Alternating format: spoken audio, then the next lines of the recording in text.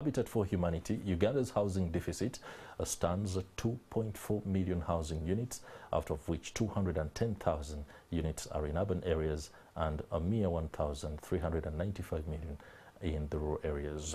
An estimated 900,000 units are substandard and in need of replacement or upgrading. By these statistics alone, more homes still need to be built, and for a country whose population is 70% under the age of 30, that is worrying. The trend is not about to slow down. In the studio this morning, we have Joel Aita, a civil engineer, Jawada Consults, and Rossetti Kunhira, a manager at Mozimbe Construction, to help us understand the trends and the dynamics at play. A very warm welcome to our guests. Let me begin with Rossetti Kunhira. Welcome to Morning at NTV. Thank you very much. My name is Rosette Kunihira. I'm coming from Mozimbe Construction. We have locations at Cham Towers 202 and then Equatorial Mall, room 114. You can also reach us on 075 2155 111. Wow, Miss Rosette Kunihira is a marketeer standard. Within that brief introduction, she's given us just about everything, and for those that are watching, I'm sure pretty much know where to reach her and Mozimbe Construction for business. Joel Aita, yes, you're welcome to the program. Thank you. Thank you, viewer. I'm called Joel Aita. I'm the CEO for Jawada Consult and Director for Development Infrastructure. Jawada Consult, we do infrastructure consulting, master planning of real estate, and all the projects related to that. And development infrastructure, we do the actual real estate development. Okay, allow me to stay with you on that. Yeah. You're in Entebbe? Yeah, we're based in Entebbe, okay, but quite a lot of projects based in Arua. Based in Arua? Yes. Okay, somebody was just telling me about Arua and the massive construction projects that are going on there. Yes. We shall delve into that as we go on. But first, let me stay with you for a bird's eye view of Uganda's real estate sector. Yes. Where are the opportunities and what can we twitch and turn for the better? I really want to say that Uganda is at its infant stage of real estate development in terms of meeting the demand. The demand is quite very massive, but the supply is still at its infant stage. I would say our real estate development market is still not highly regularized to be able to meet the demand now and the demand in the next foreseeable future. In addition to that, and this is a country where we still have a lot of land. So we still have a lot of opportunity because we have plenty of land unutilized yet. Exactly. Yet, in the real estate industry, this is where you have investment that can be infinity, whereby you can construct and construct and construct. Yeah, so we have a lot of potential, a lot of opportunity, especially because we have the resources, like the main resource, land. We still have plenty of it here in Uganda. Interesting nexus there. When you say we have a lot of land, and it seems you seem to be suggesting that what should be the case for real estate development is availability of land. Exactly. One of the major resources. Okay, one of the major resources. Yes. He spoke about demand. Exactly. Now, if there is enough land available and the demand is not forthcoming, what is determining this kind of demand? Is it because we don't have the middle class?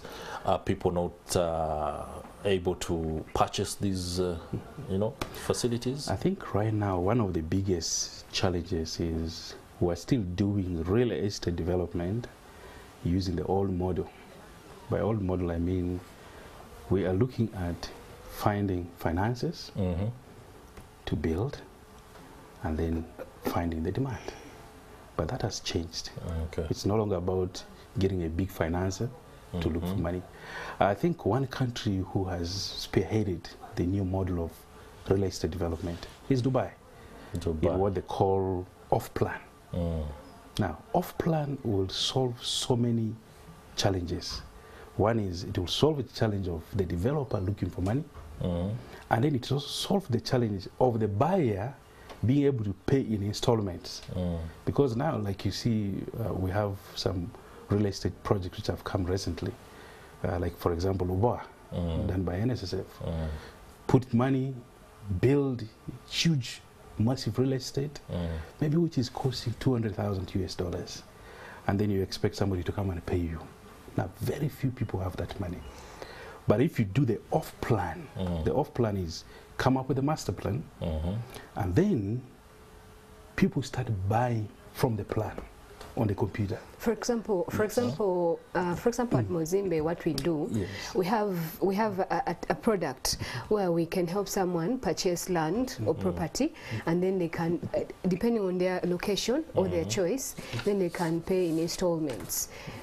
Someone just has to have the willingness and the interest in a particular property, and then they can come and we can show them how to own that property in the most available and easiest way.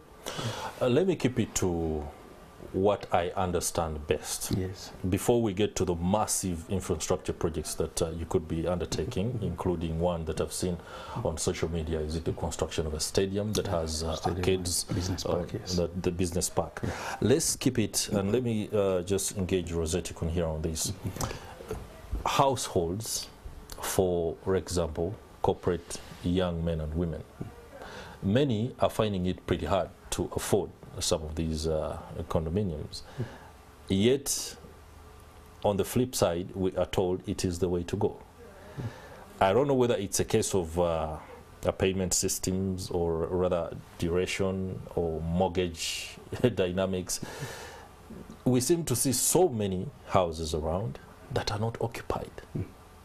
What is bringing about this whole mismatch? How I can explain this is how we managed to come up with solutions. For example, at Mozimbe we have property agents, property management. With property management, we help the landlord find tenants for their houses, and then we help them collect the rental income, and then so that particular section is covered. And then for those who, we also have a property agency where we help people sell their property. For example, the condominiums. Our viewer, if you're there and you're having a property of selling your property, or having a problem of selling your property or buying a property in a very good place, either commercial or residential, but most preferably commercial, please contact us. We can help you find tenants, we can help you find buyers, we can help you find sellers. So we're providing those solutions of taking away that responsibility from the public to helping them find those particular customers. So in case you don't come to us, you can also contact a real estate agency, and then they can help you sort out such a problem. Because it's not a problem anymore here in Uganda. We have solutions today. Yes, we have so many solutions where we have people already working with us who are doing that, offering that service to the community. Okay. I have a friend of mine who went on social media. He has a following and advised his followers that constructing rentals is not the best thing you can do if you have money, because the ROI, return on investment for you, to be able to recoup your money doesn't make business sense. What's your advice? Oh, rental is quite an interesting phenomenon. You know, there are many people who are not averse with doing business. Yeah. They're not risk averse. They don't really know how to do business. There's a big majority of people. We want, for those ones, I would say rental is a safe space, safe investment, safe space. But in terms of return on investment, if you're calculating along that line, it will really take you a lot of time. Maybe 12 years or 10 years to be able to recoup your investment before even you start making profit. So for those who are really into proper business, maybe I would say other methods. And what are those alternatives? One alternative can be actually to build and sell. Build and sell. Yeah, build and sell. Build and sell. You really make your money quickly, maybe 1 or 2 years. And for the build and sell, I would still insist one has to use the off-plan method. Let's just a moment, Madam Kunihira. I've had the off-plan a little bit frequently, more than 3 times. Just break it down. Okay, maybe with that I'll give you an example of what we have done for the Arua Hills Stadium and Business Park. We are building a stadium, but then around it we have a business park, 150 shops, 3 hotels, 30 apartments, 3 banks, a nightclub, a supermarket, and all this business around. And we decided to sell off. That's one city. Yes, it's a complete city. Okay. Now, we decided to sell off 30% of the businesses to people. Now, the businesses we have sold, the biggest one is around 2 billion. Those are shops and the supermarket. But the smallest one is 9 million. It is a 4 square meter shop. It's the smallest one. Yeah. We have others for 50 million, for 100 million, for 200 million. Now, when we were doing the marketing, we wanted to target the common man. So we went on radio and we were trying to tell people, yes, it's a 4 square meter space. Okay. Now, this is what happened. Yeah. We explained to the buyers that we're starting the construction. We're going to give you 3 years to make the payment. Now, for the guy of 9 million, that means he's going to be paying 3 million per year. We broke it again to per month. That means it is going to be 300,000 per month. We broke it down to per day. What does that come to? 10,000 shillings per day. Now, when I left the radio, I came back to the site. A border guy was waiting for me with 10,000. He said, where is the shop for? 10,000. No longer 9 million. It's no longer 9 million. He's not million. talking about 9 million. That's right. 9 million, he can't afford it. Now, that is what off-plan takes to do. So he starts paying his money now when you're even starting the construction. Others, you give them a percentage. You pay 20% to book. Meanwhile, he's paying 20%, you're already getting capital to start the work. And then he will be paying monthly. So that means the majority of Ugandans will be able to afford it. Just one thing, now, what are the safeguards when there is inconsistency on payment of the 10,000 Uganda shillings? It has to be there. You have to sign a proper contract. If somebody is defaulting, then he can be terminated. His money is... Yes, his money refunded. He's terminated and then sold to somebody else. Now, that will make Ugandans afford. All right. So the problem is not actually that people cannot be able to buy these things. It's the way, the models within which they are able to pay for this. You find a company goes to a bank, picks a very costly loan, puts up these apartments. After he has finished, then he starts to sell. And he wants to sell an apartment at 400 million. At Mozimbe Construction, can Chris Higenyi pay 10,000 shillings and enter a house? Yes, at Mozimbe Construction, we have several packages, but the most important package, we have a housing circle. We have a Mozimbe housing circle. In our housing circle, someone can contribute that 10,000 daily, 20,000, depending on how they earn. So, but someone has to pay membership of 500,000, and then they can start contributing slowly as we actually do their structure if they already have land. If they don't have the land, we can purchase for them the land through the housing circle.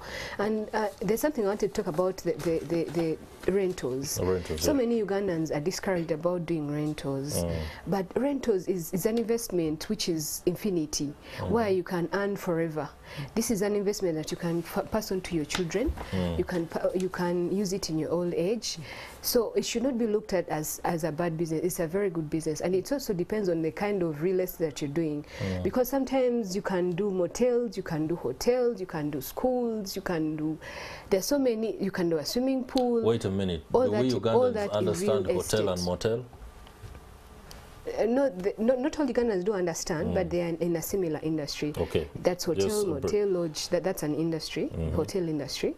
Then there are swimming pools, there are football pitches, there are schools. all this is real estate. And you don't have to look at just rentals as real estate. All these real estate ventures can bring a lot of money, and some of this money is even actually short term.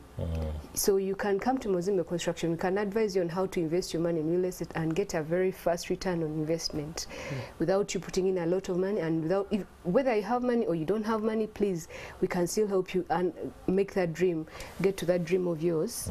Yes. Okay, that is some pretty good stuff. Allow me ask on what the real estate investment financing ecosystem and infrastructure is right now. Is it something that is now left to the big boys who have a little bit of money, or somebody who has a well-structured plan can approach either a bank, there are consortia that do financing? Okay, right now the mortgage industry in Uganda, I would say, is non-existent. Non-existent. Wow. Because what the commercial banks are calling mortgage is, I wouldn't really want to call it mortgage because of the interest rates which are associated with it. You see, if you pick a mortgage in Uganda, by the time you are done with paying, you've almost paid for like 3 or 4 houses. So the mortgage interest rates are too high. That they're not encouraging mortgage facilities. But a company like NSSF, this week I had a meeting with the MD of NSSF, and I brought in the aspect of NSSF actually moving into real estate in a big way, in a better way, not what they're doing currently. And one of the things I mentioned to him was, why doesn't NSSF start rent to own housing facilities? You put up and people start paying from the beginning, before even construction starts, and they keep on paying, and you can give them like 6 or 7 years to pay. Like, for example, if somebody was paying rent of 5,500,000 per month, you allow them to be paying 1 million. But after 5-6 years, he will have finished paying the 1 million per month as if he was paying rent, but after 6-7 months, the house actually belongs to him. Now that way, you will get the biggest majority of Ugandans to be able to afford or own. Because instead of paying rent of 500, I'll be glad to pay 1 million, which I know that after 6 years, the house will be mine. So NSSF can afford rent to own, so that people can be able to rent and then they own after 6-7 years this property. But for the private developers, I will still insist, let's go on with the off-plan model. But right now, if we say we're going to look for financing, it's not possible. Is Mozimbe addressing concerns of arcades within Kampala? Yes. There is so much tension and a lack of clarity on payment systems and regimes, to the extent that some of the occupants are sometimes even not sure whether they will open the next day or not. Payment in dollars is also some challenge for the average Ugandan. Have you addressed these? Yes, what we have right now, we have property management. As a company, Mozimbe Construction, we have a property management section where we help the tenants collect the rent. So in that section of property management, we also deal with the tenants. We ask the tenants what they can afford and in which period, and in case they need funding to sustain their business and their rent, we also help them with that. We don't stop at that. We also help those people who want to own those commercial buildings. Some of those tenants can actually own those commercial buildings, but they don't know. Please come to us to Mozimbe. We can help you, show you how you can actually own these commercial buildings and even pieces of land in these high-end areas, and you can also be the one collecting this rent. Or alternatively, we can help you and show you how you can get a section of that from your landlord.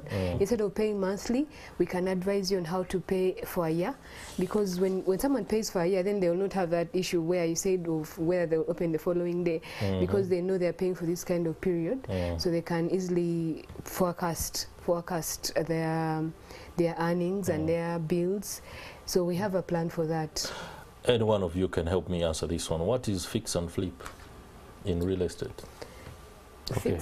Fix and flip is where somebody goes, a real estate developer goes in and buys an old house, and then cheaply, a little bit cheaper, because most of these old houses, the people are just selling the land. The house is a bit old. Yeah. So the real estate developer goes and buys that, renovates it, remodels it, and then sells it at profit. So that is fix and flip, yes. Yeah. It is getting, it's a lot in the USA. Here it's still not too common, but it is something encouraging, because you find most of these old houses, especially if you move to the colonial houses, they actually have very, very strong walls, very strong foundations. It is just maybe the roof and some few things which are getting old. So in fix and flip, you'll be able to remodel that, make it brand new, and then sell it at... But still retain its old look. Yes, actually there is... Most of the time, it's more of profit making. You buy this property and you're hoping you're going to sell it at another time. So you're trying to look at the margin that you're going to make from this particular property. And it's very good business, just that Ugandans sometimes are not really fast at these things. However, it's already also here. People are already buying and selling buildings. Okay, you seem to suggest, or rather reveal, when I say suggest is a bit, it's not giving the emphasis that is needed. The mindset issue within Ugandans seems to be a major challenge when it comes to development of the real estate sector. For the consumers, you can understand their problems. The economy is really harsh on everyone, and they are looking for the best deals. So you will not sell to them something that is overly priced. There is a tendency within the country for people to underestimate the fact that Ugandans don't have money but have money. I don't know whether you understand that. People on the outside look like they have money, but people don't have money, and that is a bit of so how are you tackling this mindset issue or the circumstances from all your points of view? Could I begin with you? In fact, with fix and flip, there's also what they call fix and flip credit. So credit. Yes. So if you come to Mozambique, we can show you how you can actually get property without even having money. Yes. Wait a minute. Yes. I want property. Yes. Without having money at hand. We can show you how you can have property without having money at hand. You just need to have the willingness to do so. The willingness, the interest. You choose the kind of property that you're interested in, and we show you how you can do it. It's not very hard. That's why I call it fix and flip, because here you're looking. It's a business. You're looking at a property that you can sell later. You're looking at a land that you can sell later. You're looking at a commercial house that you're going to earn income from. This commercial building is one going to pay most of the money that is going to pay most of the money that you've borrowed. We can help you get this funding from our partners. We have several partners. We have a housing circle. We have so many ways of helping you get this income, this cash flow that you're looking for to earn this, to get this commercial building, to get this house of yours, without you having a lot of pressure to do it. Mr. Aita. Yes. Earlier, I wouldn't want to believe that Ugandans don't have money as far as real estate is concerned. Okay. Because I've seen quite many, and I've helped quite many to actually put up real estate when they thought they didn't have the money. What I think the problem is the mindset, where everyone thinks I need like 30, 40, 50 million first before I can start any... Joel Aita and Rosette Kunihira, yes, just a moment. I've been told let's go straight to Chanja, where the body of the late Minister of State for Labour and Industrial Relations is being taken to his ancestral home, leaving his Kampala home in Chanja there. And those are live pictures you are watching, and the funeral services from the Uganda People's Defence Forces is responsible. Let's go to Stephen Mbide. Of the late retired Colonel Charles Okello and Patrick Machodogo has just now been loaded onto UPDF funeral service van, and it's now going to be taken to Kololo airstrip, where he's going to be airlifted to Oyam, where he's going to be buried on Saturday. We know that the late Colonel Charles Machodogo Patrick Okello was gunned down from this particular home on the 2nd of May, this particular month, and that was Tuesday. Then I can see the wife of the late there, Joyce Engora, is now about to board the van, as he also going to be escorted by Honorable Sam Engora, and I can see the officers from UPDF. They are now wishing them a safe journey and prayers, listening to what they are telling them. As okay, have a word with Honorable Sam Engora, the late Mama Joyce. This is the family, as they get ready to escort the body of the late Charles Okello Engora. UPDF officers now loading the remains of the body of the late Charles Okello Engora. I'll speak to Honorable Sam Engora. He's ready to speak to me about the program as we depart from here at Chanja to Kololo and then to Aoyam. Take us through the program for now, Honorable Sam Engora. Thank you very much, NTV. Well, right now we are leaving for the airfield. The plane has already landed, the chopper, which is flying us straight to Lira first. The Lira people, the Lang community, wants to give their last respect. And then from there, we fly to the council meeting in Oyam. From Oyam, after the council meeting, we are taken to the church where he was building and where he was going to wait. Then from there, we take the body home. And tomorrow is a viewing day, the whole day. Then on Saturday, we bury starting at 10 o'clock. We want to thank you very much. We want to thank the people of Uganda, the president, and all the cabinet for attending the prayers yesterday. And also want to thank the neighbors here and the people who are here for cooperating with us and helping us in all ways. God bless everybody. And finally, as you depart, my last question, the people of Oyam are now waiting. Where can they wait for, before the public viewing, where can they wait for the plane? The plane is going to land at Achaba Senior Secondary School, which is just some few kilometers to the headquarters, where we're going to have the prayers and the council meeting.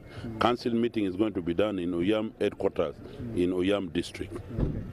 Thank you so much, Honorable Sam Engora, and of course the family also here. Just this is the UPDF funeral van, and now boarding, getting ready to see that they see of the body of the late Charles Okello Machodogo, the widow there, Joyce Engora, also being escorted to the van that will be taking them to Kololo, where the chopper helicopter is waiting to airlift the body to Oyam. And we've already been told that the body will be, the chopper will be landing at the school in Oyam, where the public will be waiting to hear and listening and also view the body of the late. Let me speak to, at least as I got back to studio, at least one of the mourners, how they will remember, how they will miss their late. They've seen him for the last time from this particular home in Chanja, where the late was residing. How will you remember the late? I feel so saddened by the death of Honorable. He has been a friend, he has been a father to me. He has always been there for us. We are going to miss him so much as family. God should grant him eternal rest. That's all I can say for now. Thank you. Thank you. And your last word you send off the late. Yes, I wish he may rest in peace. There's too much memories. Okay. Thank you so much. Those are some of the family members, and now you can see finally the hour has come. The body of the late Charles Okello Patrick Machodogo Engora is now about to depart this is the last time he is living. The body is going to be here at his home in Chanja, and in just a few minutes from now, this van is now going to be setting off to Kololo airstrip, where he's going to be airlifted to Oyam, and then the burial is expected on Saturday. Of course, there will be a public viewing, there will be a funeral service, but also there will be a council meeting, because he was a chairperson of Oyam district for 2 terms, and the people of Oyam are waiting. People of northern Uganda, people of Uganda are still mourning the late Charles Ongolaka. Let me also speak to a lady here. Good morning, and the country is still mourning the late Ongolaka. Good morning to you. My name's Beatrice Olang, the sister to the late. Is my cousin brother. Now the bodies they are taking to Lira just now. Now they are going to the airport still. From there, the body will be landing at Achaba Senior Secondary School. And then from there, we'll How did you know the late? The late is my brother. My father is the brother to the father of the late. And my name's Olong Beatrice. My father was called Olong Peter, the late. So I'm Olong Beatrice, the daughter. How do you want the country to remember him? Because already have the president declared a state funeral. A lot has been said yesterday at the funeral at Kololo, state funeral at Kololo.